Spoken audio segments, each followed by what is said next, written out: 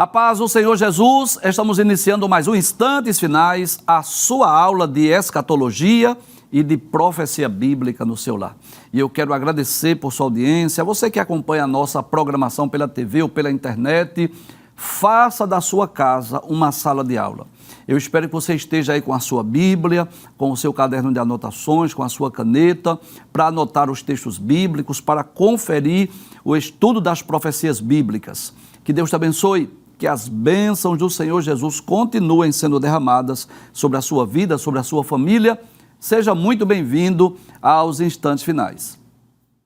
Se você deseja enviar uma mensagem para nós, uma pergunta, uma crítica, opinião ou sugestão, anote aí o número do WhatsApp, que é o 994661010. Fique à vontade para criticar, sugerir, opinar. Saiba que a sua opinião é muito importante para nós. Se você é um telespectador assíduo dos Instantes Finais, você sabe que nós estamos estudando sobre a atualidade da mensagem dos profetas maiores.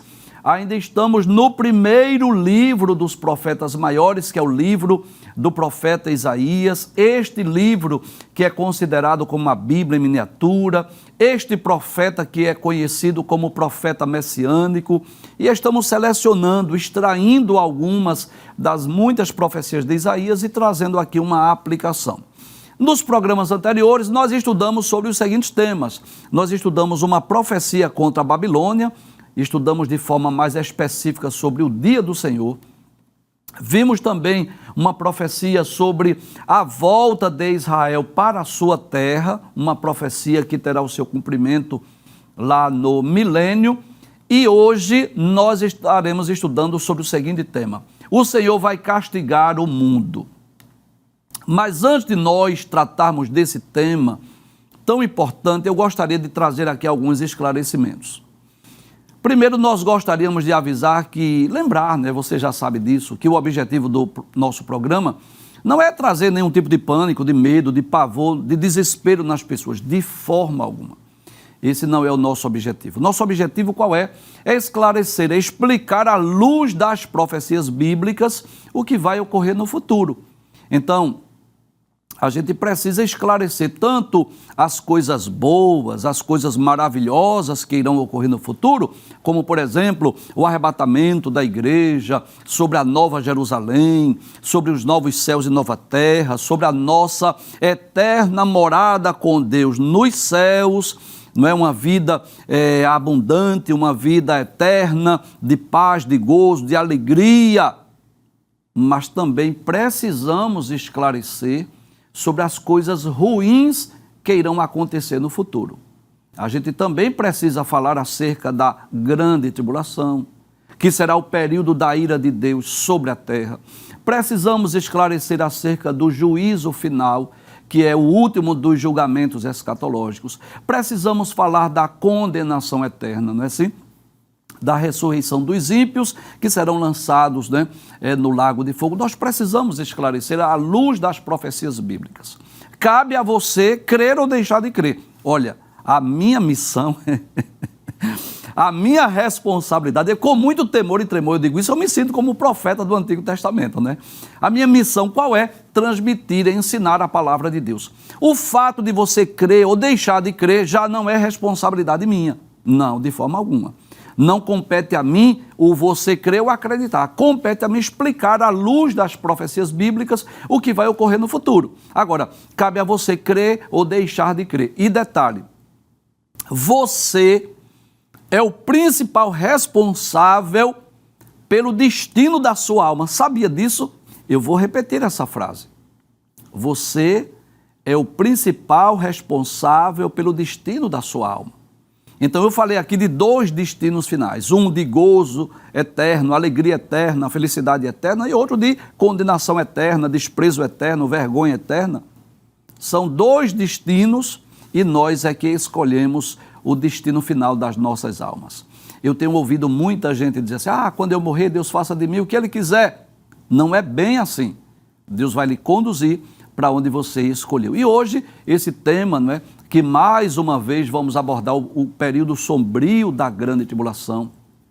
É um dos principais temas da Bíblia, mencionados tanto no Antigo quanto no Novo Testamento. E não pense você que o nosso objetivo aqui é trazer medo, pânico, pavor, desespero, de forma alguma. Nós vamos estudar uma profecia, vamos fazer uma aplicação e dizer o que vai ocorrer no futuro, tendo em vista que são palavras de Deus através de Isaías. Vamos ler a introdução da nossa aula? Na introdução nós dizemos assim, que o profeta Isaías, ele foi levantado por Deus não apenas para profetizar contra Judá e diversas nações estrangeiras, não é? Se você está com a sua Bíblia aí, eu queria até que você conferisse. Isaías, ele é uma espécie de um profeta internacional. Ele não profetizou apenas para o povo de Judá, de Jerusalém, mas diversos povos, diversas nações. E eu quero conferir, e eu quero que você esteja com a sua Bíblia conferindo. Por exemplo, capítulo de número 13 é uma profecia contra a Babilônia. Capítulo 14 fala sobre a queda da Babilônia, a profecia contra os assírios. Capítulo de número 14 ainda uma profecia contra os filisteus. Capítulo 15, uma profecia contra Moabe. Capítulo 16, o desespero dos moabitas. Capítulo 17, profecia contra Damasco e Efraim. Capítulo 18, profecia contra a Etiópia. Capítulo 19, profecia contra o Egito. Ainda no capítulo 19, o Egito e a Síria voltarão para o Senhor. Capítulo 20, profecia do cativeiro dos egípcios e dos etíopes. Capítulo 21, profecia contra a Babilônia. Capítulo 21 ainda, profecia contra Dumá, contra a Arábia. Capítulo 22, ele volta a falar de Jerusalém, mas também no capítulo de número 23, ele volta a falar sobre Tiro. E no capítulo 24, nós vamos perceber esta profecia que o Senhor vai castigar o mundo. Então perceba que Isaías, embora que a principal mensagem de Isaías seja para o Reino do Sul, para Judá, para Jerusalém, para o povo judeu, mas ele é uma espécie de um profeta internacional que profetizou não só para Judá e para Israel, mas para diversas nações do mundo. Muitas das profecias de Isaías já se cumpriram no passado, né? Muitas profecias que foram destinadas a esses povos, a essas nações, já tiveram seu cumprimento no passado. E a Bíblia e a história comprovam isso. Mas esta profecia que vamos estudar hoje, que está no capítulo 24, fala de um evento futuro. Fala de um evento profético, de um evento escatológico, fala do período sombrio da grande tribulação. Professor, e o que é que me garante que isso vai se cumprir? Simples, as profecias que já se cumpriram. Eu tenho dito aqui até com uma certa frequência que o que nos faz crer, o que nos faz acreditar na autenticidade, na veracidade, na infalibilidade das profecias, são as profecias que já se cumpriram. Inclusive, em uma das temporadas dos Instantes Finais, nós gravamos aqui dezenas de profecias sobre a infalibilidade das profecias bíblicas. Demos um panorama de Gênesis, Apocalipse, estudando apenas as profecias que já se cumpriram. Então, centenas de profecias já tiveram seu cumprimento no passado, principalmente as profecias messiânicas, as profecias que dizem respeito à nação de Israel e, claro, outras terão seu cumprimento em um futuro próximo, como esta que vamos estudar hoje, que fala sobre o período sombrio da grande tribulação. Ainda na introdução, nós vamos dizer que no capítulo 24, por exemplo, Isaías descreve o julgamento divino que será derramado em toda a terra. Eu posso chamar também de juízo divino, que será derramado em toda a terra. Agora, por quê? Qual o motivo? Por causa da pecaminosidade da humanidade. Este evento é conhecido como o período da grande tribulação e encontra-se também em diversos outros textos da Bíblia, tanto no Antigo como no Novo Testamento, como nós podemos comprovar em Daniel 9:27, Mateus capítulo 24, versículo 15 a 21, Apocalipse capítulo 6, versículo 15 a 17, além de outros que nós estaremos lendo no programa. Vamos ver o que diz Isaías capítulo de número 24, versículo 1, palavras de Deus através do profeta Isaías. Diz assim a palavra do Senhor: Eis que o Senhor vai devastar e desolar a terra, vai transtornar a sua superfície e dispersar os seus moradores. Então veja que Isaías está falando acerca de algo futuro.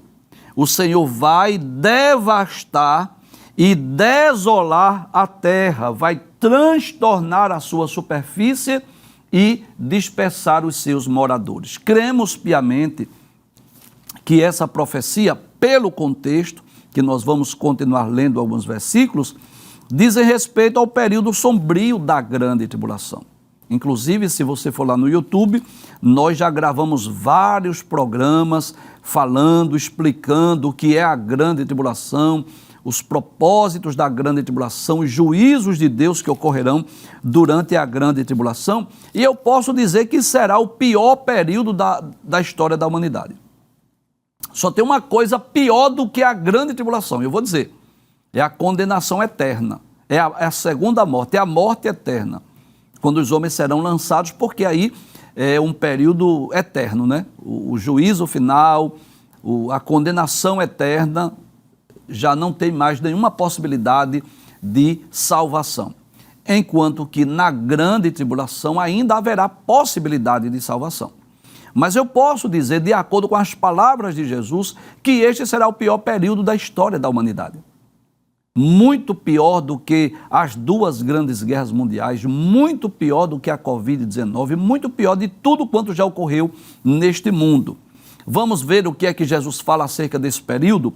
Mateus capítulo 24, a partir do versículo 15, que a epígrafe diz, o sermão continua, que é o sermão profético, proferido por Jesus, ele diz, a grande tribulação. Eu vou ler, mas não vou explicar por conta do tempo, já que o meu objetivo hoje é explicar a profecia de Isaías. Jesus diz assim, quando, pois, virdes que a abominação da desolação de que falou o profeta Daniel está no lugar santo, quem lê que entenda.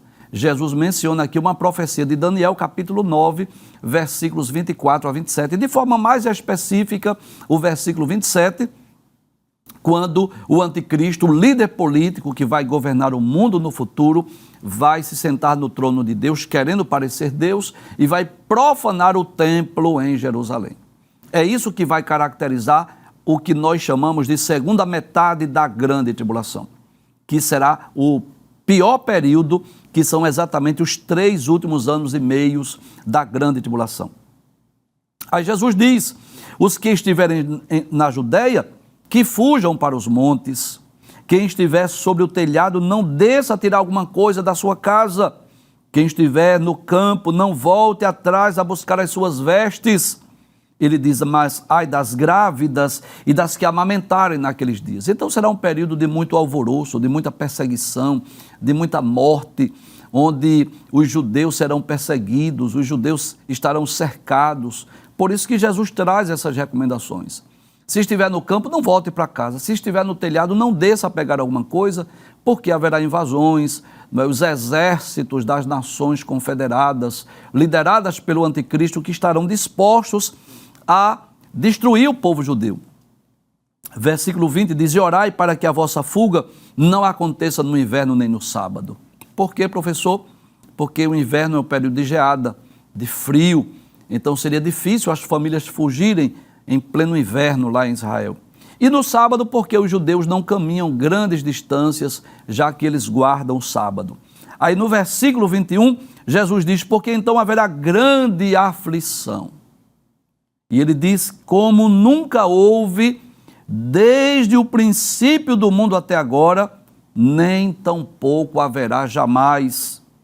Ele diz, se aqueles dias não fossem abreviados, nenhuma carne se salvaria, mas por causa dos escolhidos serão abreviados aqueles dias. Em outras palavras, Jesus estava dizendo, olha, se a grande tribulação tivesse mais de 7 anos, durasse mais de 7 anos, nenhuma carne sobreviveria, todos os moradores da terra seriam mortos.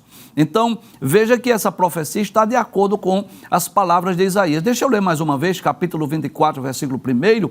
Ele diz que é o Senhor que vai devastar a terra, não é assim?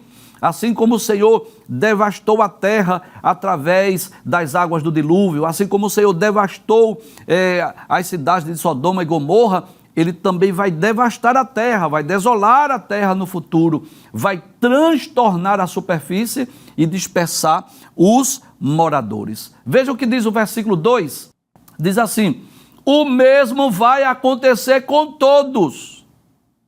Com quem?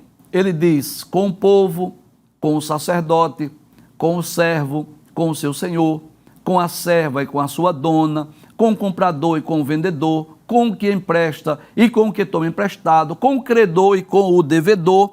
Em outras palavras, Jesus está dizendo, Isaías, né? Ou Deus, por intermédio de Isaías, está dizendo que o sofrimento será para todos. O sofrimento do período sombrio da grande tribulação será algo inevitável. Todos irão sofrer.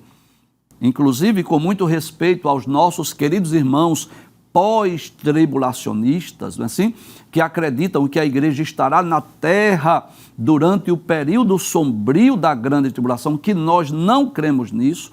Nós cremos que a igreja será arrebatada antes que tenha início a grande tribulação, mas os pós-tribulacionistas costumam dizer isso, né?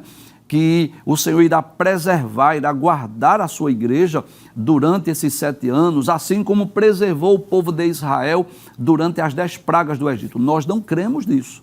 O que o texto deixa bem claro é que todos vão sofrer. Os pobres e os ricos, né? Tanto os servos como os seus senhores, todos serão devastados, todos vão sofrer. E assim, será um sofrimento sem precedente e todos os que estiverem na terra hão de sofrer, porque serão derramados três séries de juízos sobre a terra. São 7 selos que serão abertos, são 7 trombetas que serão tocadas, são 7 cálices da ira de Deus que serão derramados. Então, esse sofrimento, essas tragédias, essas catástrofes, ela ocorrerá em toda a terra. Então, haverá aquecimento global, haverá incêndios florestais, haverá catástrofes sobre os mares que vai matar os peixes, haverá falta de água para os homens beberem, enfim, é uma série de juízos sem precedentes, detalhes em um curto período de tempo. Então nós não cremos, nós não acreditamos que a igreja estará na terra nesse período, porque a igreja será arrebatada antes que tenha início a grande tribulação. Por falar nisso, né, que todos vão sofrer, deixa eu ler mais uma vez esse texto, ele diz, o mesmo vai acontecer com todos. Observe, sem exceção, todos os que estiverem na terra vão sofrer. Não é assim? Por exemplo, nos tempos bíblicos, quando vinha a seca, todos sofriam. Você lembra lá dos dias de Elias? Que o próprio Elias ficou ali tomando a água do ribeiro de Querite e se alimentando do que os corvos levavam para ele. Chegou um momento que o ribeiro secou-se, ele teve que ir lá para Sarepta para ser mantido por uma viúva. Então veja, mesmo Elias, o homem de Deus, ele padeceu também por conta da seca, embora que Deus cuidou dele, claro. Lembra de Obadias, que nos dias de Elias, ele estava cuidando dos profetas do Senhor, mantendo os profetas do Senhor, levando pão para os profetas do Senhor que estavam escondidos com medo de Jezabel. Então veja que veio a fome e devastou a terra e todos estavam sofrendo. Assim será no período sombrio da grande tribulação. O mesmo vai acontecer com todos, assim pobres e ricos, né? Veja, com o povo e com o sacerdote. Veja, o sacerdote vai sofrer também, o servo e o seu senhor, com a serva e sua dona, com o comprador e com o vendedor, com o que empresta, com o que toma emprestado, com o credor e com o devedor, todos vão sofrer. Isso me faz lembrar do que está lá no livro do Apocalipse, capítulo de número 6, né, falando desse sofrimento, dessa devastação que virá sobre todos. Observe que no capítulo 6 do Apocalipse, capítulo de número 15 a 17, diz assim, e os reis da terra, e os grandes, e os ricos, e os tribunos, e os poderosos, ou seja, essa classe mais privilegiada, que não sabe o que é padecer fome, necessidades, privações, assim, mas veja que eles estão inclusos aqui, mas o texto diz ainda, e todo servo e todo livre. Então ricos e pobres vão sofrer nesse momento. Se esconderam nas cavernas e nas rochas das montanhas. E você sabe disso, né, que hoje, né, temendo uma guerra nuclear, muitos ricos, milionários, poderosos estão investindo em residências lá no subterrâneo. Estão fazendo moradas lá no subterrâneo. Para quê?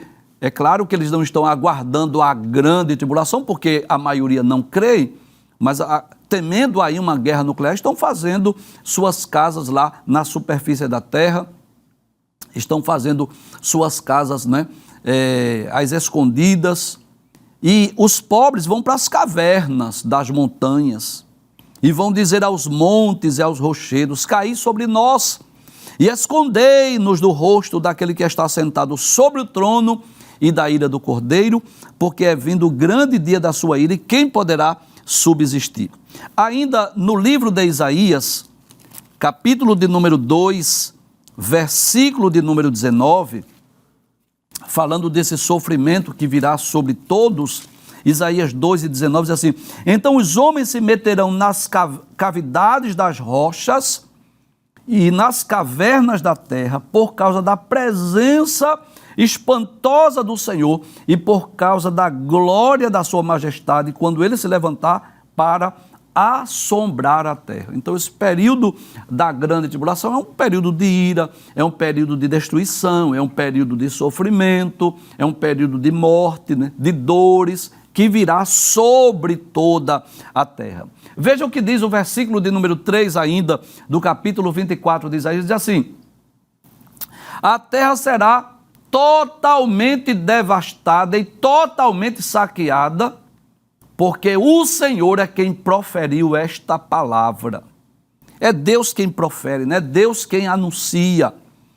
E isso me faz lembrar das palavras do apóstolo Pedro, que também falou sobre a vinda do Senhor. Segunda epístola de Pedro, capítulo de número 3, os versículos 7 e o versículo 10. Se você estiver com a sua Bíblia, acompanhe comigo. Diz assim: mas os céus e a terra que agora existem, pela mesma palavra, se reservam como tesouro e se guardam para o fogo, até o dia do juízo da perdição dos homens ímpios. Veja que Pedro falou sobre isso, que os céus e a terra que agora existem estão reservados como tesouros e se guardam para o fogo, destruição, juízo, castigo, sofrimento. No versículo de número 10, Pedro continua dizendo: mas o dia do Senhor virá como ladrão de noite, no qual os céus passarão com grande estrondo e os elementos ardendo se desfarão, e a terra e as obras que nela há se queimarão, não é? Então, quando nós vemos o cenário mundial, quando nós vemos o que está ocorrendo na terra, nós não podemos ser otimistas nesse sentido, não. Porque o que está para vir sobre o mundo é o que? É ruínas, são destruições. Veja o que diz o versículo de número 4. Ele diz que a terra pranteia e murcha, o mundo enfraquece e murcha, enfraquece os mais nobres do povo da terra. Então, esse período que nós estamos vivendo, onde você vê a fúria da natureza, onde você vê catástrofes ocorrendo no mundo inteiro, né? Inclusive o momento é oportuno, né, para nós prestarmos a nossa solidariedade com os gaúchos, com os moradores lá do Rio Grande do Sul, que foram afetados, atingidos pelas chuvas, pelas inundações, pelas enchentes. Nós vimos cenas que parecem ser cenas de filmes, né? Pessoas ilhadas, famílias inteiras em cima das suas residências, em cima do seu telhado, aguardando um socorro, aguardando um auxílio, um resgate. Tudo torna-se pouco nessa hora. São poucos os helicópteros, são poucos, não é, os bombeiros para socorrer, porque a inundação, o desastre foi muito grande, muita chuva, muita morte, muita destruição.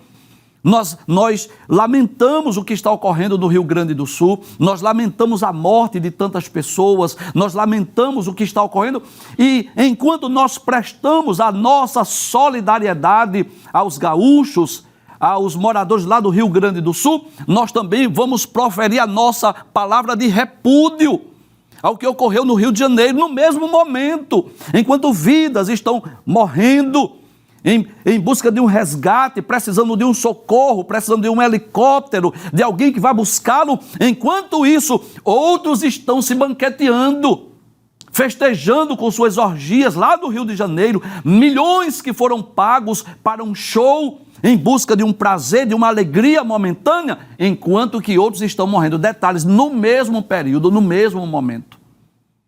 E fica aqui o meu repúdio também pelas TVs, pelo jornalismo, que priorizaram muito mais o show, né? Algumas, claro, algumas emissoras de televisão, que deram mais ênfase ao show que está sendo realizado lá no Rio de Janeiro, que eu não quero nem dizer o nome da pessoa para não estar difundindo aqui nome de artistas, mas assim, deram mais ênfase ao show que estava sendo realizado no Rio de Janeiro do que mesmo as mortes lá que estavam ocorrendo lá no Rio Grande do Sul. Esse é o reflexo do mundo. É o reflexo da nossa nação. Aí você quer o quê? Que eu profetize bênção, prosperidade? É claro que não. Observe que Isaías continua dizendo, veja o que ele diz, que a terra planteia e murcha, o mundo enfraquece e murcha, enfraquece os mais nobres do povo da terra. Ou seja, esse período de desastre. Professor, que momento é esse que nós estamos vivendo? Eu vou dizer que período é esse. São os prenúncios dos tempos do fim. Eu vou dizer aqui, sem medo de errar, que coisas piores ainda vão acontecer. Deixa eu ler o que diz Lucas, capítulo de número 21. Se você estiver com a sua Bíblia, são palavras de Jesus. Lucas, capítulo de número 21, versículos 25 e 26. Coisas piores do que essa ainda vai acontecer no Brasil e no mundo. Lucas capítulo 21, versículos 25 e 26, Jesus diz assim: e haverá sinais no sol e na lua e nas estrelas, e na terra, angústia das nações, em perplexidade pelo bramido do mar e das ondas, homens desmaiando de terror, na expectação das coisas que sobrevirão ao mundo, porquanto os poderes do céu serão abalados. Então, nós lamentamos o que está ocorrendo no Brasil, as catástrofes naturais, mas perceba isso, perceba, observe, a natureza está dando sinais do que está por vir. Recentemente nós vimos Dubai, uma das cidades mais ricas do mundo, talvez a mais rica do mundo, como estava o aeroporto lá em Dubai, inundado, não é assim? Então nós vamos ver a fúria da natureza. Onde fazia frio, faz calor, onde fazia calor, está fazendo frio, onde era lugar seco, está enfrentando agora enchentes, onde havia muita água, agora está seca. É a fúria da natureza, você percebe isso. Então a natureza geme. Nós estamos vivendo esse período aí que eu vou chamar de prenúncios dos tempos do fim. Veja o que Isaías diz assim. Ô Isaías, por que você está profetizando essas coisas, Isaías? Por que você está falando desse juízo, desse julgamento? Ou talvez você pergunte a mim, professor Giovanni, por que o senhor está falando sobre isso? Por que é que Deus vai fazer isso? Deus é tão bom, tão misericordioso, não é assim? Tão amoroso. Deus jamais iria fazer isso.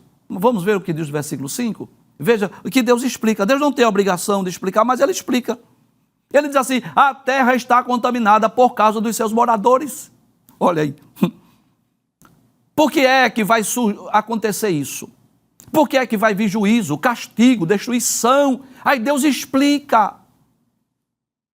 Não é assim que diz a palavra de Deus, que Deus não fará coisa alguma sem antes revelar o seu segredo aos seus servos, os profetas. Oh Deus, por que é que vai vir esse período da grande tribulação?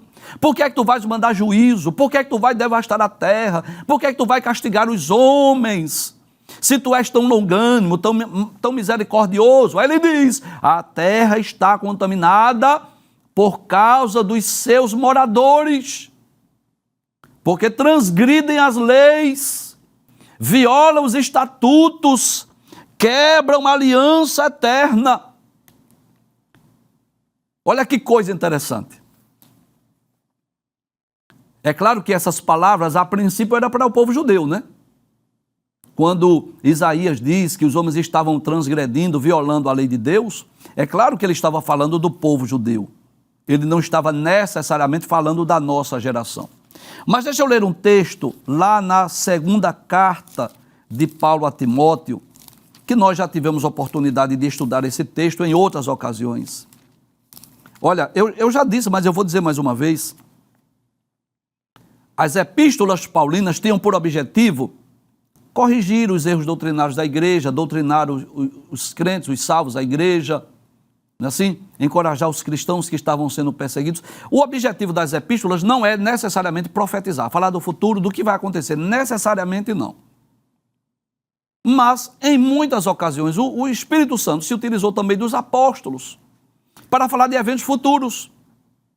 E quando eu leio esse texto que está na segunda carta de Paulo a Timóteo, capítulo 3, versículos 1 a 5, eu gosto muito, sempre que eu leio esse texto, de fazer uma ilustração aqui.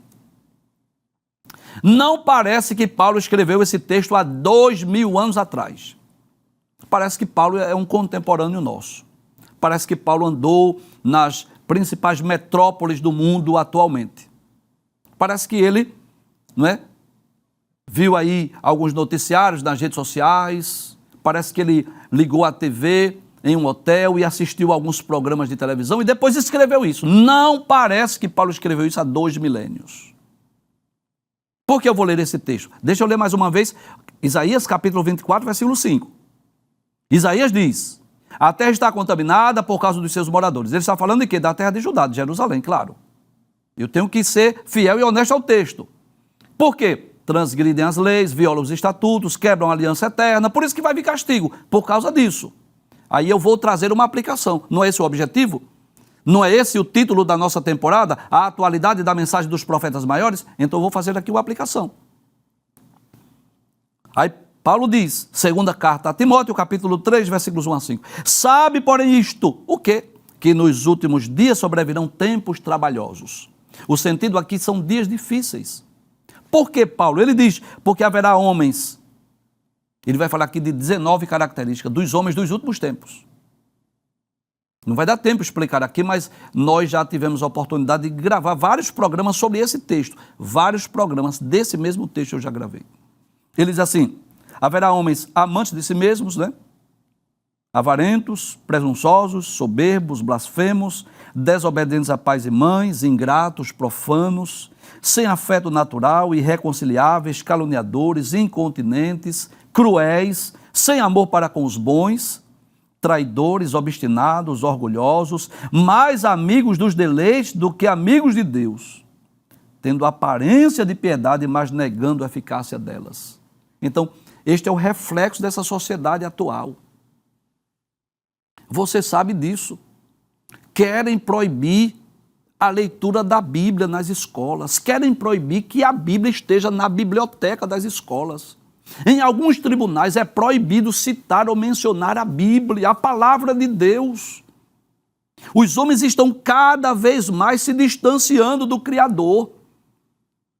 Os ensinos ateístas, materialistas, eles estão sendo propagados e difundidos no meio acadêmico como se fosse verdade absoluta, e a verdade da palavra de Deus está sendo rejeitada, desprezada, criticada, menosprezada e até ridicularizada no meio acadêmico.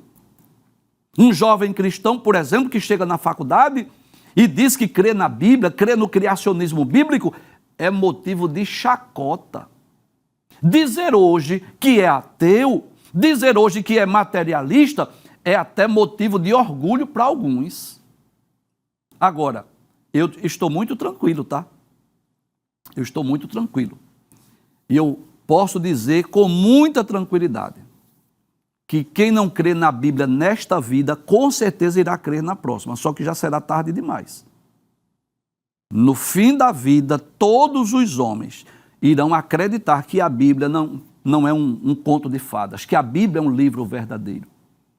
Veja o que diz o versículo de número 6. Aí Deus vai explicar, não é? Deus não tem obrigação, mas Ele explica. Por isso a maldição consome a terra, os que habitam nela se tornam culpados. Olha aí, quem é o culpado disso? Os homens que habitam na terra. Por isso, os moradores da terra serão queimados e poucas pessoas restarão. Olha que coisa! Inclusive, o momento é oportuno para eu explicar isso aqui, porque tem gente que pensa que durante a grande tribulação a morte vai estar presa, ninguém vai morrer. Isso não é verdade. Muito pelo contrário. Vai morrer muita gente na grande tribulação. Deixa eu ler alguns textos. Apocalipse, capítulo de número 6, versículo de número 8. Diz assim: e olhei e eis um cavalo amarelo, e o que estava sentado sobre ele tinha por nome Morte, e o inferno o seguia. E foi-lhe dado o poder para matar a quarta parte da terra, com espada, com fome, com peste e com as feras da terra. Sabe o que é a quarta parte? 25%. Sabe o que significa hoje? 2 bilhões de pessoas. Mas não para por aí. Capítulo de número 9, versículos 18 a 21. Por estas 3 pragas foi morta a terça parte dos homens. Então, só a gente fazendo um cálculo rápido, se a Terra hoje tem 8 bilhões e morreu a quarta parte, digamos que morreu 2 bilhões, ficaram 6 bilhões, ok? Só que no capítulo 9, versículo 18, diz que por essas 3 pragas foi morta a terça parte dos homens. Ou seja, morreu mais 2 bilhões. Seria hoje o equivalente a dizer que de 8 bilhões de pessoas a Terra ficou com 4 bilhões. Eu estou fazendo um cálculo, claro, aproximado, não é assim, não é nada real, né?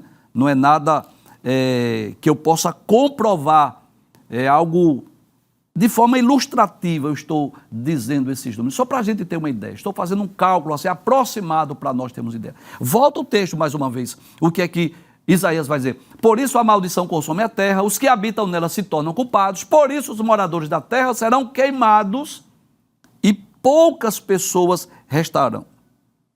Finalmente, versículo de número 13, que é o último texto, o último versículo que nós vamos estudar hoje.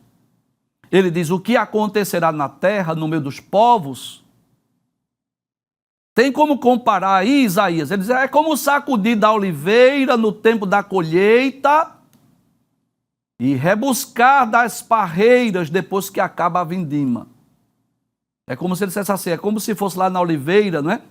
Quando o fruto tivesse maduro, desse uma sacudida. E é interessante que, quando dá aquela sacudida, os frutos caem, né? E é interessante que essa mesma expressão, ou expressão muito semelhante, está também no livro do Apocalipse. Capítulo de número 6, falando desse período sombrio da grande tribulação. Capítulo 6, a partir do versículo 12, diz assim: e havendo aberto o 6º selo, olhei, e eis que houve um grande tremor de terra. E o sol tornou-se negro como um saco de silício, e a lua tornou-se como sangue. E as estrelas do céu caíram sobre a terra. Aí ele diz assim: como quando a figueira lança de si seus figos verdes, abalada por um vento forte.